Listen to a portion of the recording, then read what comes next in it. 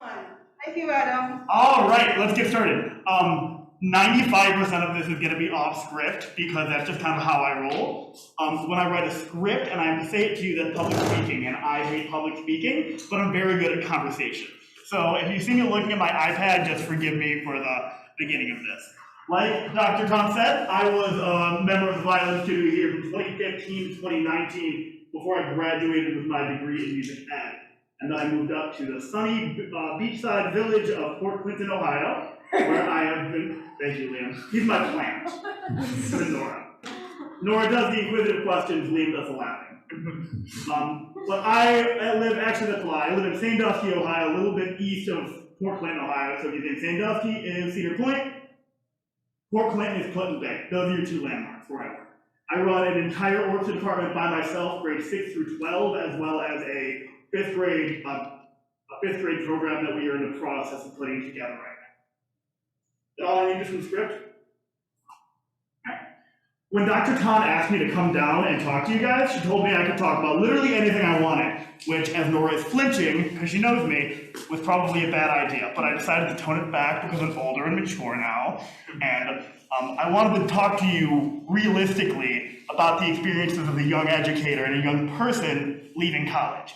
And in order to do that, the presentation needed to be real, it needed to be raw. I didn't want to trim the fat to make teaching more approachable to you, to make it be like, oh, this is an advertisement for why this is the greatest career in the universe. No, this is your unprofessional development, getting to learn what it's like to be an adult in the real world, because life comes at you very fast after graduation. I've been working on this presentation for a long time, probably about a month now. And I would write it, and I would delete it, and I would write it, and I would delete it, and I would write it, and I would delete it. And by the time I was finished writing my final draft, I had like a small Russian novel and a literal cookbook for you. Then I scrapped all of that around 3 in the morning last night, and I cut it down to bare bones, to what I really, really, really thought that you needed to hear. I talk very fast. I woke up at 4 this morning. I'm on cup of coffee number 7. So if you need to stop me to ask questions or slow down or repeat myself, go ahead and ask me. First off, I'm going to be making a couple assumptions about you. This is for the average college student. Average meaning that you did not run a successful law firm for 35 years, quit, and decide to pick up a music ed degree. I am assuming that you, much like me when I graduated, are a snot-nosed 22-year-old graduating with a music ed degree, about to venture out of the world for the first time, and you do not have mommy and daddy's $10 million trust fund to fall into if things go wrong. You get one shot. I'm also going to be assuming that after graduation, you are not going to be living in the same apartment with the same people you have for the last 4 years, and you are not moving back home. Now, if you're doing those things, that's fine, but some of the stuff isn't going to be applicable to you. I'm also not going to be talking about pedagogy.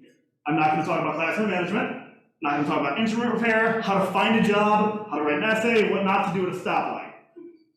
Every music ed degree in America is going to teach you about pedagogy, and I think it's a waste of your time and my time to teach you again about lift, set, settle, pinch, and pull. The Gillespie Special, I know them all. So, last night, in a haze, I narrowed this down to 4 key points that I want to talk to you about. The first one being leaving where you've come from and going somewhere else. The second one being building and maintaining relationships. The third one being money. And the fourth one being taking care of yourself. Now, I picked these 4 because they were grossly misrepresented in the content matter when I was in college. No one told me what happened after I graduated. No one told me how to manage my money. No one told me what it's like making friends as an adult and taking care of yourself. They had like these mental wellness days where they'd give us free cookies, and that was about it. So we're going to touch on some of that. The first section being leaving. I made a promise to Ohio State that I would keep this PG-13, so I'm not going to be cursing or anything. I'm going to get pretty close in a second, so just brace yourself, Matt, if you want to plug your ears. Because one of my favorite quotes by one of my favorite authors of all time, John Green, who wrote, "Leaving is the hardest thing you have to do until you do it, and then it's the easiest effing thing in the world." Anybody know what novel that's from? Paper Towns. Where'd they go? I lost that too. You are all going to leave at some point. You're going to leave somewhere to go somewhere else. It might be in 6 months, it might be in 6 years, but eventually you are going to pack all of your belongings into a couple of cardboard boxes, put them in a U-Haul, and you're going to go off to explore the next great adventure. And boy, isn't that a romantic idea. Well, yes it is. But it's also a logistical nightmare if you have not planned properly. First thing you have to do when you graduate, what do you have to do? What did you say? Find an apartment. The apartment, by the way, where are my music ed majors? Okay, everybody else, you're cool too, but like music ed people, most of this is right for you. Alright? Your apartment or house hunt starts the second you apply to a job or the second you are asked to interview. Not after you accept it. Your dream job will not be your dream job for very long if you find out you cannot put a roof over your head. You have to ask yourself a couple of key questions. Where and what can I afford? Average teaching salary is $37,000 a year. We're going to talk about that a little bit later on. Do I want to live alone? Do I want to live with roommates? Do I want to live in the city? Or is there a city nearby that I can live in? You take a job in Dublin, Ohio, on $37,000 a year, you might not be living in Dublin, Ohio, right? It's just the reality of what we go through. Houses versus apartments. Do I want to live in a house? Do I want to live in an apartment? Do I want to buy? Do I want to rent? Do not procrastinate. That is my number one tip. I procrastinated getting into Sandusky, Ohio, and you're going to find out why that was an issue in a few minutes. Nora saw my apartment. Wasn't lovely. Highly recommend Zillow Rentals as an app. If you're going to like write stuff down, I would write like this part down. That's really it. And there's a couple things you might want to write down, but this is an important one. So Zillow Rentals is a really good app. You can filter by your price range, by area you're looking for, by amenities, by price. It's great for iOS and Android, and it will update you on changes in prices and availability. Super helpful. Other great apps, things like apartments.com, rentals.com, but they're not as reliable as Zillow Rentals. At least in my opinion. Can I go on? You guys get here? Nora, how's my pace? Am I sprinting? Okay.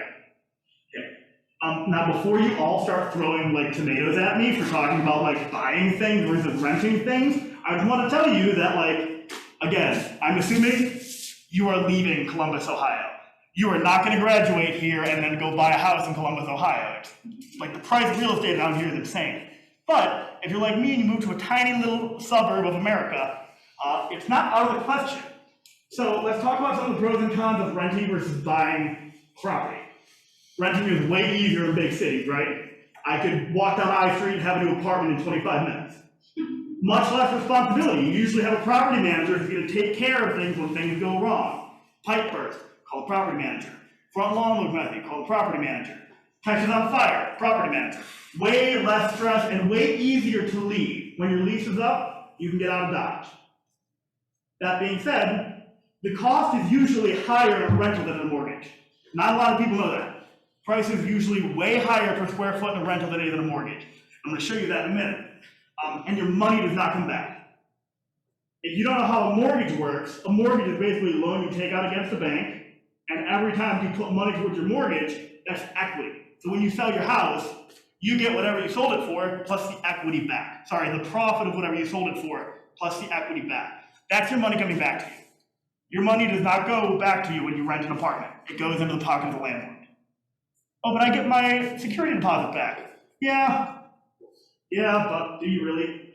And there's no money down, quote unquote, first month, last month, security deposit, that's basically down payment. But it's way easier in more rural areas, and I'm gonna caveat there when I say easier. You're never gonna buy a property that is easier than the first one you buy. Mortgage brokers are like begging you to buy houses. They will give, you all know Liam, right? They will give, and you know how like untrustworthy Liam is?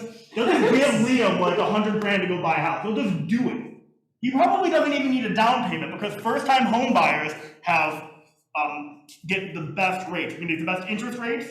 You might not even have to put money down. I did not put much money down when I bought my house. And sorry, pardon. Throw that. Don't really need to put that much money down, but much more responsibility, right? I wake up 3 in the morning, you go get myself glass of water, water's not running. Who's got to fix it? Me. My gas pipes leak, who has to fix it? Me. Probably not the best guy to fix it, but I still got to do it, or I got to call somebody to do it. Relatively stressful. Much more space per dollar spent. In almost every situation, at least in America, you're gonna get much more money, or much more square footage per dollar that you spend. Down payment is usually required. How many of you have ever heard that you need to put 20% down for a house? Yeah, first time home buyers, if your credit score is relatively okay, you're looking at 3 to 5%. I don't want to do the math, but if you're buying a $100,000 house, you can probably save 3% of that if you, in a year or two, if you're smart about how you spend your money. Harder to leave, I put harder in quotation marks. A lot of people think that once you buy a house, you are like stuck there forever. No, the cool thing about houses is that you can sell them. And actually, if you have a house you want to sell right now, you're in good luck, because it is a seller's market. Usually after the first year, just like renting, you were able to leave your house with absolutely no penalties. Now, let's take a look here. So this was my old terrible apartment here in Sandusky, Ohio, and this is the house that I was able to buy just a few months later. Actually, last year, I'm almost coming up on 1 year of home ownership. But again, I live in a small-ish city. You're not going to find these values exactly in Sandusky, Ohio. Now, $750 a month plus utilities. Do you want an apartment that comes with utilities built in?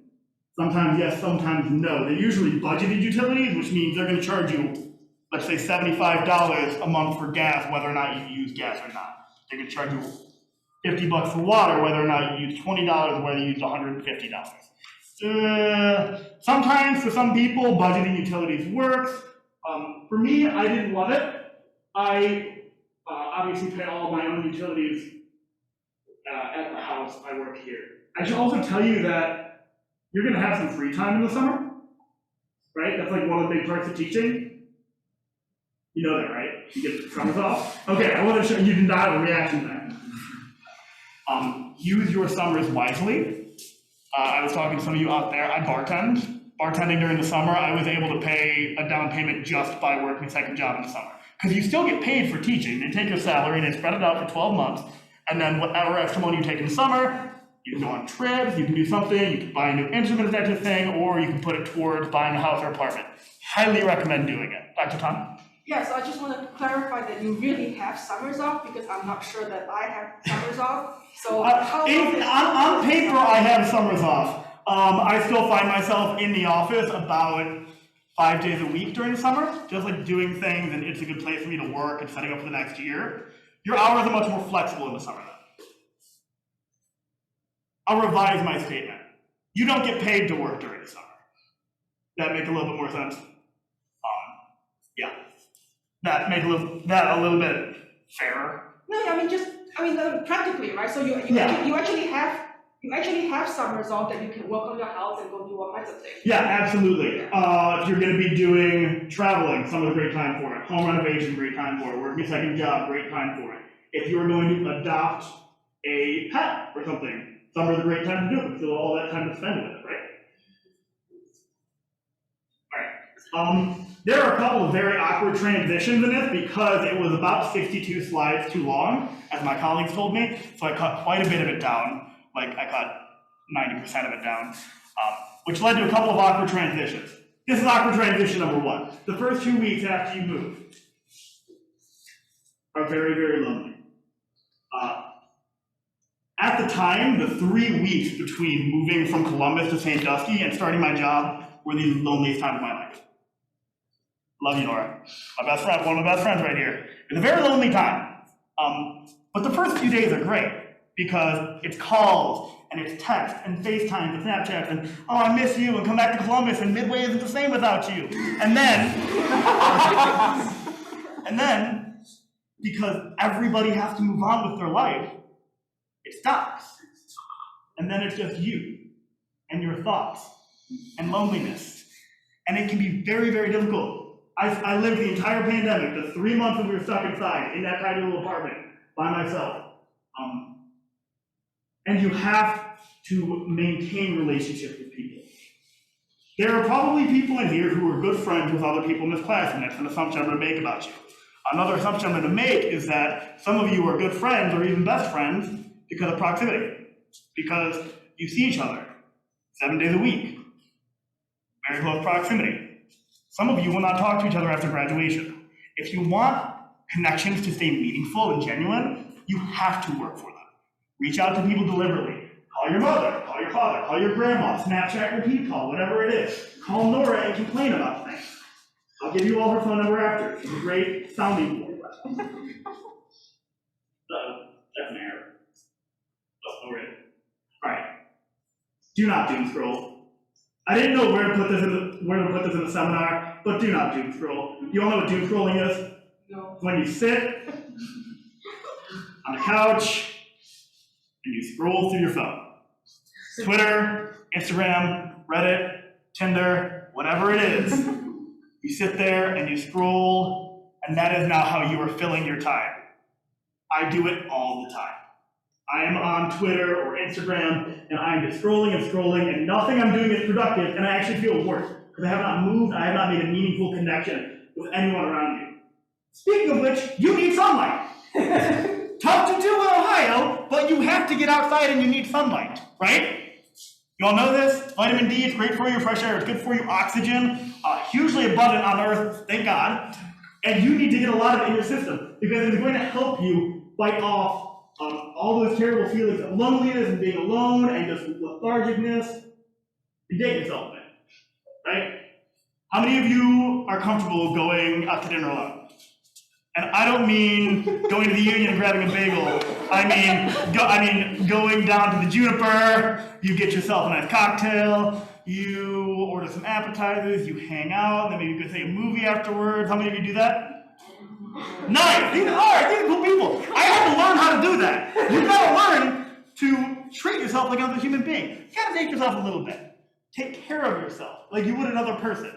Or else you are going to break up with yourself, and that's not fun at all. And the last one, I won't slide this one in here. A pet is not a toy. How many of you know somebody who bought a pet during the pandemic? How many of you know people who regret that decision? Yeah, a pet is not a toy. Do not get any other living thing wrapped up in our mess. Our mess, not your mess, our mess. Phyllis, how am I doing on time? Good? Okay. 30. When you're alone, you're going to fill your time, right? Whether that is sitting down, whether it's eating, whether it's watching Netflix, you're going to fill your time. It's natural. We crave stimulation, and in this world of instant gratification, stimulation needs to come quicker and quicker and quicker and quicker and quicker. And now this is a slide that is entirely for me. If you get benefit, that's great, because sometimes I need to remind myself that there are positive ways to fill your time. Up here, learning new skills, reading, listening to podcasts, practicing. That's for you, Dr. Tom. James timing with your friend. Practice, Dr. Tom. Finally, it took me 4 years to figure it out. Playing video games with friends. Things that are going to either help you, benefit you in some way other than like a superficial gratification, or help build those meaningful connections. Now, negative feelings we're also very familiar with. How many of you just sit there, bag chips, eating, something to do, right? Do not like me. You've never just eat because you're bored? Oh, I do. Yeah, okay. Man, I was weird. Getting drunk alone. A little bit more serious on that one, right? Watching Netflix from the time you wake up and go to bed. Scrolling through Twitter, Facebook, Instagram, Reddit, Tinder, whatever it is. Doom scrolling. Now, I'm not your mother, I'm not your pastor. How you spend your time is how you spend your time. I'm not perfect. Let's take a look at the positive feelings I had in the last week. All right, I listened to a podcast. I practiced. That's for you, Dr. Tom. I went to the gym. I played some video games with friends, but I probably could have been a bit proactive in reading or learning something, or I could have called Nora before, like, 10 minutes before this to tell her I was on campus today. And the negative feelings. Not perfect. Even if they have something to do, I do that all the time. Getting drunk alone, okay, it was Halloween, it was a horror movie marathon, I had a bottle of Cabernet, then I didn't have a bottle of Cabernet. It happened. Negative feelings are all about moderation, right? Watching Netflix from the time you wake up to the time you go to bed. Guilty. I had Saturday off, it was Halloween, I laid around, I watched Halloween movies. Good time. Scrolling through Facebook, Twitter, Instagram, I was literally doing that before you guys saw me in the hall. Awkward transition number 2. Section number 2. Building relationships. I cannot stress enough, and you've heard me say it like 15 times, how difficult it is to maintain and build relationships. So I'm going to affectionately call this section Making Friends as an Adult. And this is another real disclaimer, is that there is a very real possibility that some of you are going to go through your entire first year of teaching and not make friends. That sounds harsh. That's a reality. Welcome to being an adult. If you do not actively seek out these relationships, they will not come to you. And you will, and I've seen it. I have first year teachers I taught with who I consider friends, and they consider me their only friend. Since I was a child, I've had this uncanny ability to talk to a brick wall and left to my own devices. So if you're somebody like that, this is going to come a lot easier to you. If you tend to be more introverted, a little bit more shy, you don't like to reach out to people, this is going to be a huge struggle for you. And I'm very sympathetic to that. But stepping outside of your comfort circle to make that happen is necessary. Let's talk about how to do that. Now, in those 62 slides and a cookbook that I deleted, I had 10 tips on making friends. I realized that's probably a bit excessive. So I narrowed it down to two important ones. The first one being that you need to learn to say yes, even when you don't want to, and even when it sucks. When you are a first year teacher, you're going to walk in on the first day, all the teachers are there, there's no students, it's great. You sit down and you get to go to professional development conferences, and you get to learn about what to do when somebody walks into school with a gun, and you get to, all these wild things that now you have to deal with before the students get in there. And because you're new, you're a novelty. People are going to talk to you. They're going to invite you to things, and you're going to say, yes. Yes. Okay, good. You guys are catching on quickly. Now, for those of you who are not caught on, I've made a little chart for you. So, even if you don't want to, if you get invited to a 5K, guess what you're doing on Friday? You're running a 5K. Some of you are like, that is 4.5 too many Ks. Well, you have to finish line. You're running a 5K. If you get invited to happy hour after work, you're going to happy hour after work. You don't have to drink, but you're going, because that's what you do when you're trying to make new friends. If you get invited to game night, you are cleaning house in Monopoly. Because if you do not say yes to these things, they're going to stop coming. If you shut people down, the invitations will stop coming, and they do not start coming back. Keep that in mind. Now, saying yes is difficult, but not as difficult as tip number 2, which is showing up for people. This is super important. Because showing up for people is like saying yes, except when it doesn't always benefit you. If Nora needs a ride to the airport at 3 in the morning tomorrow, I'm going to do it. That does not benefit my day in the slightest. In fact, it makes my day worse. But it's going to help her, and that's what I'm going to do because I'm a good friend. Right? All right, cool. Thank you for shaking your head. That could have been very, very awkward. I made you another chart. I'm very helpful. I like charts a lot as a teacher. Okay, showing up for people. So, if you hear Amy telling you that she's got this house that she's bought, she needs a lot of help painting trim. What are you going to do? Oh, Adam can help paint trim. Adam's very good at painting trim. If Jonathan's band is playing on Saturday night, guess what? Adam loves supporting local music. If Danny is having a watch party for the Dolphins game, I'm a Browns fan, by the way, but if Danny's having a watch party for the Dolphins game, guess what? Adam loves Tua! Proportionally to his chances of taking the playoff spot over the Browns. There's some love there, but not all. And soon, helping Annie with her trim becomes Annie helping you install floors, becomes twinning with your coworkers, becomes Jonathan's band becoming your favorite band, becomes Danny's wife taking you on a private tour of the island because she grew up there, ignore our faces, put bands out of it for its architecture, becomes traveling across the country to hike the Rockies with your best friends. It's these tiny steps that start with saying yes and showing up with people that help develop these meaningful relationships. It doesn't happen overnight, but I promise you, it does happen if you are actively putting in that effort for it. Awkward transition number 3, money. All right? How many of you have ever heard that you shouldn't talk about money? It's a bunch of, I said I wouldn't say bad words. That's a bunch of bull hockey. You should talk about money. You should talk about money with your coworkers. You should talk about money with your family. You should talk about money, especially with your accountant. And you should be honest about things. I'm going to be incredibly honest with you. If you're going to be taking notes, this is the time to do it. Salary, schedule, and steps. I use this portion as an excuse to sit down with my district treasurer, Jeff, partially because I always feel better about my finances after talking to an expert, and partially because Jeff has the best candy in his candy bowl. Those like little fruity Tootsie Rolls, they're amazing. Not the blue ones, though, the blue ones are gross. And the number one piece of advice Jeff gave for me was that you should be looking at salary schedules before you take a job. How many of you know what a salary schedule is before reading it up here? Awesome, good. Have you talked about this in your music ed classes? No, you just kind of know what it is? Good. So salary schedules for teachers are public domain. You can Google a salary schedule and you can find out exactly what I mean. It tells you, it's a table calculating what a teacher's salary will be based on how many years they've been teaching and their education level.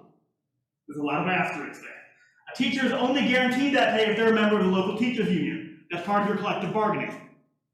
Now, joining your teachers union is an option. What is it? You should join your teachers union. Years taught may fluctuate. This often doesn't count years taught in the private sector. If you taught at maybe like St. Mary's and then you came over to Port Clinton, they might not count all of your years. So you might go backwards on a salary schedule because the state holds you to different standards in some parochial schools. And then education levels, how many degrees you hold and how many credit hours you hold post-graduation. So, take a look here. This is our salary schedule. And I have beautifully drawn out for you exactly what I made this year. $41,996. There's an asterisk by that number. The asterisk holds a lot of weight, so bear with me. But if you look at this, year 0 is year 1, 2, 3. I'm in year 3 of teaching, year 2 on my actual schedule. So it tells you exactly what money I'll make. It tells you exactly what somebody who started the year after me is making. It tells you exactly how much money somebody with their bachelor's degree in their 5th year is going to be making.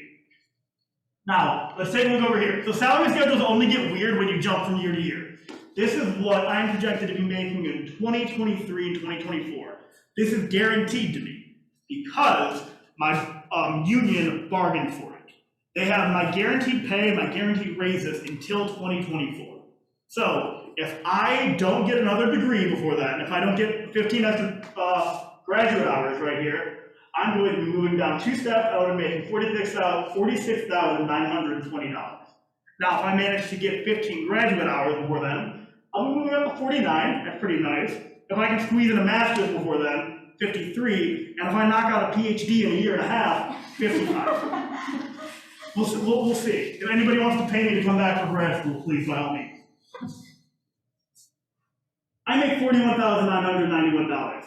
That asterisk is doing quite a bit of work in that sentence, because I do not make $41,991. This looks like a lot. I promise you I'm going to break it down even further. Right here is my paycheck. I get one every 2 weeks. It's like clockwork. It's great. It's one of the big perks of being an adult is you get paid for most of the work you do. The important part right down here, summary of my pay period, or my pay for the period ending 10/17/21. Teacher, that's me. I get $1,639.46 every 2 weeks.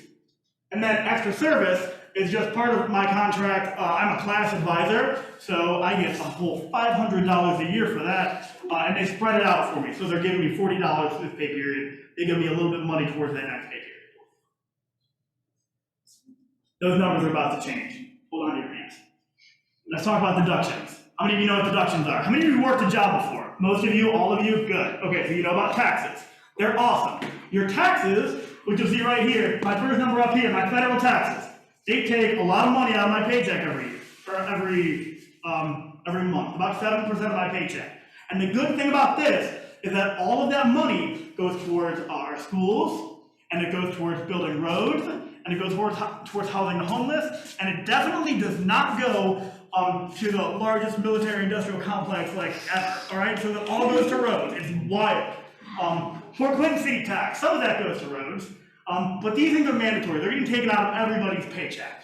Down here, Equit 457. That's short for Equity 457. Now, that is not mandatory, but it's highly recommended. It is a mutual fund program for teachers. If you don't know what mutual funds are, it's like a tiny investment portfolio. It's diversified. Basically, the school has an accountant for me. His name is Greg. He's great. I love Greg, except for when he loses me a lot of money during the pandemic. The whole $30, I almost lost the whole thing. I was devastated. That's like 3 Chipotle burritos. But every 2 weeks, they take $30 out of my paycheck, and Greg puts that into a mutual fund for me. It's kind of like a little bonus to my retirement. Now that doesn't seem like a lot, but if you take $30 every 2 weeks and you put that in a mutual fund, and let's say that has 2% compounding interest, like that's a little bit below average. By the time I retire in 20 years, that's going to be about 18 grand. So that's a little bit of an extra cushion to my STRS retirement. Now, say that I happen to be teaching during a good bull run and I have maybe 6% return, you're looking at 28, 30 grand. So I highly recommend having them take out a little bit and giving it to a professional to put in. Because most of you didn't put into Dogecoin, I'm assuming, because you're still here. Looking down, American Fidelity. Anytime you see American Fidelity, that's just part of my health insurance. They're taking out an extra $6 a month, or $6 every 2 weeks, $12 a month. Because for like $12 extra, I got like an extra $1 million in coverage. So if I die, my family is set. Not important, but part of what you can do. STRS, that's really important. STRS is going to be the retirement program specifically for teachers. You have to pay into that. They take 14% of your paycheck, and your school matches it. That's very important too. Your school matches every retirement donation you make and every HSA deduction you make. So we see here, STRS. STRS is a little asterisk, just means it's matched. Biotax mandatory, that goes towards fixing your roads. Medicare premium, that's just my health insurance. HSA accounts. How many of you know what an HSA account is? They're magical. I love them. It's part of your health insurance, and it's money that is pre-taxed, meaning that it gets taxed on the way in and not on the way out. So it's money that you put into an account, and anytime you have a doctor's visit or surgery or prescription, you use your HSA account. It is tax-free, and most districts, I think all districts actually now, will match your HSA donation or HSA deductions up to a certain amount. So I put 25 bucks in, my treasurer puts 25 bucks in, and then I have money in case something goes wrong. PCFT, that's our union. I highly recommend joining your teachers union. I cannot tell you you need to. I will tell you that probably 90% of teachers in America are part of teachers union. It is their job to advocate for you, no matter what. They're part of your collective bargaining team. They're going to make sure that your contract goes through. They're going to make sure that you're getting paid right. They're also your advocate. Anytime you go into a meeting with administration and there is even a feeling that something could go south, you should bring a union rep with you. Even if you're going to have coffee with them, maybe not if you're going to have coffee with them. But if you're in a meeting with administration and something goes south, it is a game of he said, she said. And your admin is going to win 100% of the time. Your union is there to advocate for you, and they're there to defend you. They can save you from getting fired. What is it that Dr. Hedgecough always says? No one ever gets fired for musical reasons. As a music education teacher, like that. You know, all the Dr. Hedgecough? Yes. Yeah. He attacked me in the hallway. And then you'll also pay in the Medicare, which is good. Well, probably. Right. So let's do some math here. My salary is $41,998. I take home about 26 grand of that. That's significantly less, right? That's like 30% deduction. Yeah, a lot of you are going. So after all of these exemptions and everything and deductions, they take about $600. I am left with $1,085 to last me 2 weeks. And you can make that work, right? Like that's not, trust me, I was not making as much money working at Filio in Grandview when I was in college. But it's not an insane amount of money, which is another reason why I recommend use those summers wisely. If you are somebody like me who loves talking to people and needs fast-paced environment, I cannot recommend bartending enough. It is the most wild change of pace from teaching that I can possibly think of. So it's an awesome change of pace. Okay, awkward transition, and this is going to be one of the last awkward transitions. It's also going to be the shortest part because it's the part that I have the least experience with, and it's taking care of yourself. Now you're an adult. You're going to be a real adult very, very quickly. And the reality of that is that you need to learn to take care of yourself. Even in college, I mean, most of you have meal plans, most of you have some type of support system that you can fall on.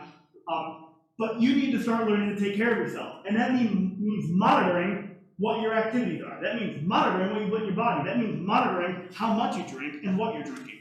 Be that coffee, water, alcohol, tea, whatever it is. You need to learn to monitor yourself. Getting enough sleep. I had something here and then I realized I was editing slides at 2 in the morning and I needed to be up at 4 to get here on time. So we're just gonna go on to get to the gym. All right. Now, how many of you love going to the gym? Yeah. I hate going to the gym. I start my day off by going to the gym. 60% of the time. I try to do it every time. My alarm always goes off. I get there about 60% of the time before I can go to work. Going to the gym sucks. Being there is okay. Leaving is great. That's my favorite part. Stair stepper, leaving, like that's my jam. And I get it. A lot of you, especially if you're not familiar with going to the gym intimidation can be a real thing. Some things that you can do at a gym, even if you're not like out there like power lifting, just getting your jam on, whatever it is, walking on a treadmill. You can all walk. Easy. Listen to a podcast, listen to an audiobook, and just walk. You can even, if you like press the little buttons, all of a sudden you go faster, you're running. You can stretch. How many of you stretch every day? You're all Dr. Tom students, you should be stretching every day. She's the one who taught me about stretching.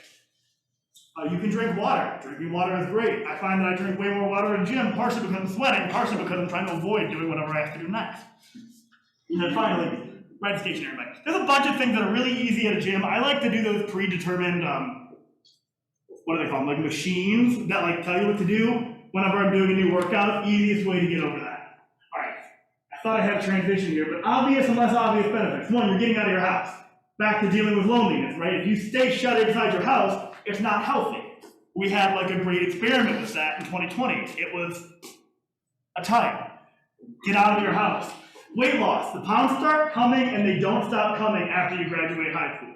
High school? Well, yeah, but after you graduate college, right?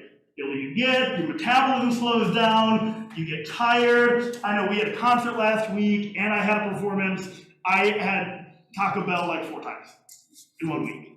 And I've definitely been feeling that ever since. It boosts your motivation. It's the best way to start your morning. And I find that if I go to the gym before I teach in the morning, I am 1, less reliant on caffeine. 2, I am more naturally awake. I teach 8th grade at 1 p.m., which is the worst possible time to teach 8th grade because they've just eaten lunch and you just finished eating lunch and you just want your day to be over with. And if you're relying on coffee, that's where your crash is probably going to hit you the hardest. Feed yourself. How many of you like to cook? Okay, that's good. That's like more than half of you. I love to cook. I've been cooking my whole life. I grew up in a family that loves to cook. It's just one of the things I love to do in my free time. I know that not all of you like to cook. I know that some of you might struggle with boiling water. That is okay. When I said that I had a literal cookbook for you, complete with wine pairings, I'm not joking. Yeah, like, Nora knows me. She knows I'm not joking. Oh, he's a great cook. Oh, I meant no going extra with the cookbook. Okay, but also you're... Thank you. 2 YouTube channels I cannot recommend highly enough. 1, Pro Home Cooking. Easy goes it. They're 10-minute videos. Going to teach you the basics of whatever dish he's making. You can usually have it done in under 30 minutes. And Gordon Ramsay over here, the king of the culinary, has a wonderful channel. I think it's called Gordon Ramsay Home Kitchen or something along those lines, where he just teaches you basics. How to chop an onion. How to salt your pasta water. How to make a spice blend. How to sear a steak. Those little tiny things that are just techniques that you need to build up in your cooking repertoire so that you can make yourself a meal that isn't ramen. Again, now don't get me wrong, I do love the ramen. Right after transition, then this is the last one. I just put a bunch of random tidbits at the end, and then I cut off 8 of them. At 10, cut off 8, I'm going to leave you with 2 before we open up to questions. The first one being, a pop quiz! What is your most powerful tool as an educator? Somebody tell me. Remind me your name. My name's Brooke. Brooke, what's your most powerful tool as an educator? Mine, personally, or like just in general? In general. I think people thinking I'm a bit cool.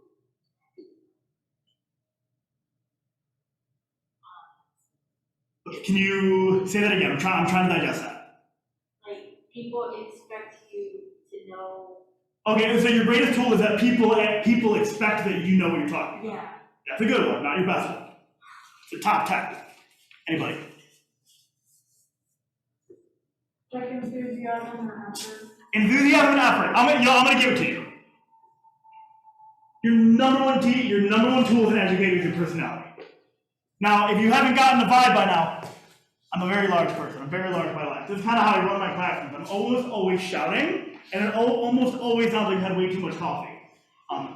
We were taught, or at least I was taught, that pedagogy, you need to know everything, and you need to not smile until November, and you need to know that it's total BS, right? Because the number one way to lose a classroom is to not be an approachable human being.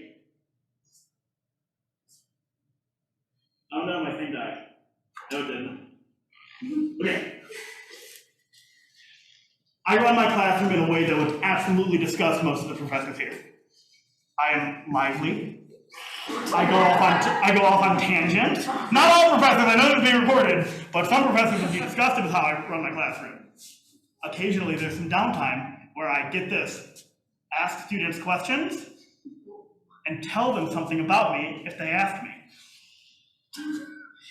And then students respond in kind, right? They match that enthusiasm. They mirror your behavior. And what are you going to do when students start mirroring your crazy behavior? You are not going to shut them down. You're not going to shut them down. Because now you have a healthy learning environment. Oh, but doesn't that disrupt your class time? Like, doesn't that get your classroom management? No, it doesn't. I don't have a lot of classroom management issues. I'm just going to come out and say that. Not to flex, I don't have a lot of classroom management issues. Because there is no question, even though I'm a goofball, even though that I'm up on here doing weird antics, that I'm the authority in the classroom. And the way I maintain that is because I know my shit. Ooh, am I allowed to say that? I said it anyway. I know my stuff, like the back of my hand. And you have to too. That is where pedagogy takes a back seat. But you have to know everything. If you are up there and you are floundering, oh, there is blood in the water. And they're gonna know. And that's when you lose control of your classroom. And you can't really back it. Tidbit number 2, the last one, I promise. Your youth is an asset and not a curse. Another thing I was told by multiple professors is that as a young teacher, that is going to be your biggest obstacle, and they're going to walk all over you because you're a child. No, they walk all over weak teachers. Doesn't matter how old you are. You're going to be a lot of things your entire career. You might be a good teacher your entire career. You might be a bad teacher your entire career. You do you. You're not going to be a young teacher your entire career.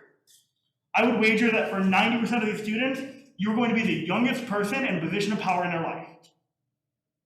Which means that you have a unique ability to approach the situation with an empathy that older teachers can't. Because as much as I love my veteran teachers, some of them are 50 years removed from having been a teenager. And as much as you want to act like you're all grown, you and I are not that removed from high school. You are not that removed from middle school. You are not that removed from your first breakup. You are not that removed from not getting asked to prom. Whatever the issue is, you have that experience and you can approach it with an empathy that is unique. Students trust me, they come to me. They know that they can talk to me about these things and they know that I'm going to help them, get them the help they need, or I can be a sounding board. You have to approach everything you do with empathy. If you approach your teaching with empathy, then students are going to have a safe environment to grow, and that is how you cultivate greatness in your programs. Every situation, every student, every day, even when it's tough, needs to be approached with empathy, right? All right, I think that's all I have for you.